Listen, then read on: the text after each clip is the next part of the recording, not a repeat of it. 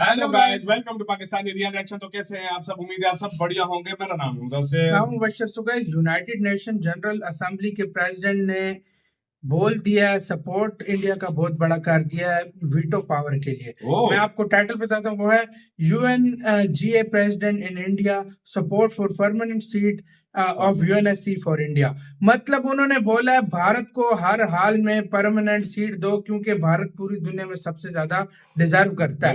UN के president होते हैं, जो जनरल असेंबली के जो प्रेसिडेंट है, वो भारत में आकर ये बात बोल रहे हैं।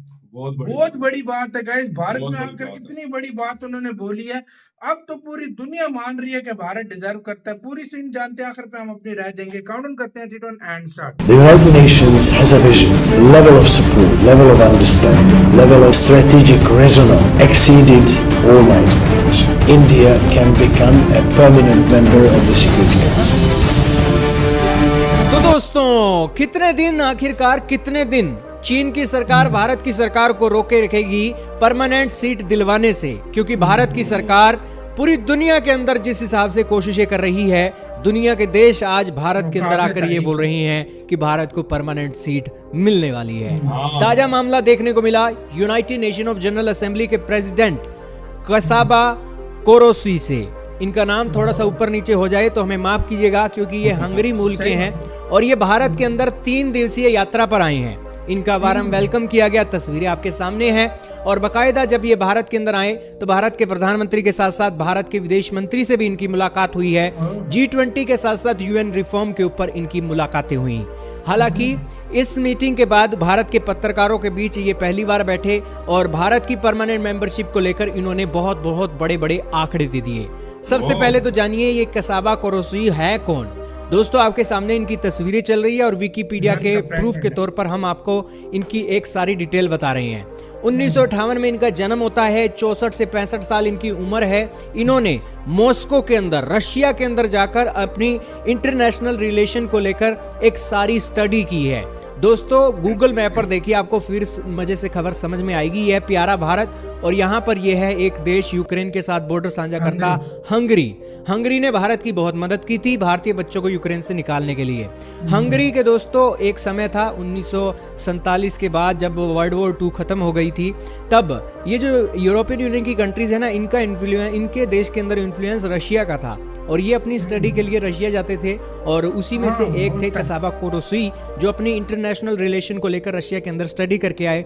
फिर यूके के अंदर भी इन्होंने स्टडी की, इजराइल के अंदर भी की, और फिर ये मिनिस्ट्री ऑफ फॉरेन अफेयर्स के अंदर आए। अलग अलग देशों के अंदर इन्होंने एक अपनी सेवाएं दी और फिर यूनाइटेड नेशन के अंदर इन्होंने प्रेसिडेंट के पद पर इलेक्शन लड़ा और 7 जून 2022 को ये इलेक्शन जीत गए। अब दोस्तों, ये भारत की यात्रा पर आते हैं। 3 दिनों की भारत यात्रा है। भारत के प्रधानमंत्री, भारत के विदेश मंत्री और भारत के एनर्जी मिनिस्टर हरदीप सिंह पुरी के साथ साथ अलग अलग मिनिस्टरों से मुलाकात कर रहे हैं। और ताजा मामला देखने को मिला जब इनकी मीटिंग हो गई भारत के मीडिया वालों से। मीडिया को इंटरव्यू देते हुए इन्होंने कहा कि UNSC का जो स्ट्रक्चर है वो पैरालाइज्ड हो चुका है और डिसफंक्शनल हो चुका है और हम डिमांड करते हैं कि यहाँ पर भारत को परमानेंट सीट मिलनी चाहिए। और यूनाइटेड नेशन के 2030 के लक्ष्य हैं कि दुनिया कैसे दिखे, उस लक्ष्य के अंदर भारत का रोल बहुत बड़ा है। और मेरी मुलाकातें हुई हैं भारत के प्रधानमंत्री, भारत के विदेश मंत्री, भारत के एनर्जी मिनिस्टरों से। तो मेरी जो एक उम्मीद थी, उम्मीद से ज्यादा जो एक वर्ल्ड को लीड करने की जो कैपेबिलिटी है, हमें भारत के लीडरों के अंदर देखने को मिली और आज पूरी दुनिया डिमांड कर रही है। उन्होंने कहा कि ये एक दुर्भाग्य है कि 77 सालों के यूनाइटेड नेशन की हिस्ट्री के अंदर अब यूनाइटेड नेशन के रिफॉर्म को बढ़ावा नहीं दिया गया है। लेकिन मेरे लिए ये एक अच्छी बात मैं आपको ये बताना चाहता हूँ कि पिछले साल UN के रिफॉर्म को लेकर एक मीटिंग बुलवाई गई थी और उस मीटिंग के अंदर 73 देशों ने कहा था कि भारत को परमानेंट सीट दिलवाओ। और मैं आपको आज ये भरोसा देता हूँ कि भारत को परमानेंट मेंबर जरूर बनाया जाएगा UNSC के अंदर। बाकायदा इन्होंने अपनी एक बातें बोली हैं। अगर आपको विश्वास नहीं है तो आपको स्पीच हम सुना देते हैं, सुनिए इनकी speech. In my meetings with Prime Minister Modi, with the Foreign Minister Jaishankar, with the Energy Minister Puri and some other officials were very productive. The level of support, level of understanding, level of strategic resonance exceeded all my expectations. I invited the Indian government not only to play a part in the March first UN Water Conference since 1977, but to be one of the leading players. India can become a permanent member of the Security Council. The bad news that this reform negotiations have been going on for almost 17 years.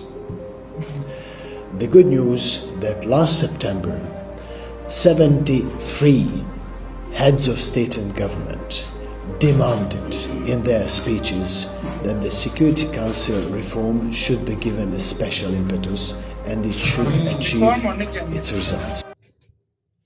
मतलब 73 countries ने मतलब ये कहा कि reform करो, मतलब इसको और भी बढ़ाओ बढ़ाओ एक तरह इनको, से। वाकई में उन्होंने यार बोला है। भाई क्या ये मजा आ बहुत गया बड़ी achievement जब करना देखा जाए यूएन तो। जनरल असेंबली का तो प्रेसिडेंट president बोले ना। आकर भारत में ये बोले कि भारत को बनना चाहिए, तो इस चीज से आप अंदाजा लगा लो कि भारत कितना ज्यादा इस चीज को डिजर्व करता है और Deserve पूरी भी करता दुनिया, है। और भारत का ये हक है भाई। भारत दुनिया का इस टाइम सबसे ज्यादा पॉपुलेशन वाला देश बन गया है। बिल्कुल। भारत दुनिया के कंट्रीब्यूट कर रहा है, दुनिया में लोगों को क्या कुछ मसाले से लेकर दवाइयों से लेकर आईटी से इंजीनियर्स, लेकर हर चीज दे रहा डॉक्टर्स, है। साइंटिस्ट, हाँ। हर चीज इंडिया मतलब भारत के लोग पूरी दुनिया को लीड कर रहे हैं, बड़ी बड़ी कंपनीज के मतलब सीईओ क्या कुछ नहीं है। बिल्कुल। भारत की जीडीपी, भारत की आर्मी, हर फास्टेस्ट मामले में ग्रोइंग इकोनॉमी है मैं यार कहता हूँ इंडिया। भाई भारत जो है ना फ्रांस और यूके से 100 गुना ज्यादा डिजर्विंग है मेरी UN की नजर में- परमानेंसी। मेरी नजर में ये बिल्कुल बात सही हमें बोला। माननी आपने पड़ेगी। सही बोला है, बिल्कुल। उनसे और क्या और हाँ। ये नहीं कि सिर्फ जो है ना इंडिया बोल रहा है हमें, हाँ। और देश भी बोल रहे हैं कि यार इंडिया को शामिल करो। जाहिर हम बात डाल है, रहे हैं यही हाँ, अभी चाइना हाँ, की भी चाइना बहुत जल्द बोलती बंद बात होगी। होने वाली है। अमेरिका भी अंदर से नहीं चाहता कि भारत बने।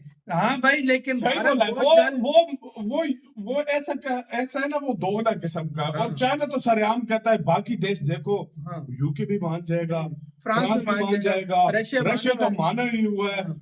प्रॉब्लम आ गया यूके भी भाई बड़ा बीच में कमीना है। आप यूके को भी प्रॉब्लम अच्छा कर नहीं देता है सकते। कभी-कभी। यूके भी लेकिन अच्छा अभी नहीं है। देखो ऋषि अलबत्ता सुनक फ्रांस वगैरह और है, Russia any time ready any time ready है, बिल्कुल मतलब वो रेडी है। एनी टाइम रेडी है भारत को यस करने के लिए। यस करने के लिए वाकई में। और प्रॉब्लम जो है ना, सिर्फ मुझे जो लगता है ना, दो देशों अब तो चीफ ने भी बोल दिया पूरी दुनिया बहुत जल्द हाँ। अगर, और ये मेरे से लिख के ले लो, भारत को अगर इन्होंने ना बनाया भारत, ये फिर यूएनएससी का कोई इतना महत्व नहीं रह असल में जाएगा। कितनी जगह पे इंडिया बोल भी हाँ, चुका है कि इसकी हाँ, इम्पोर्टेंट खत्म हो जाएगी अगर इसमें रिफॉर्म्स न किए गए और तो लाएगा। लाएगा तो इसकी कोई इम्पोर्टेंस नहीं रहेगी। तो ये आपका बोल चुका है गाइस इंडिया। इसके ऊपर क्या कहना है, अपनी राय कमेंट सेक्शन में दें। आप क्या सोचते हैं? इधर वीडियो खत्म करते हैं, अपना बहुत ज्यादा ख्याल रखिएगा। तो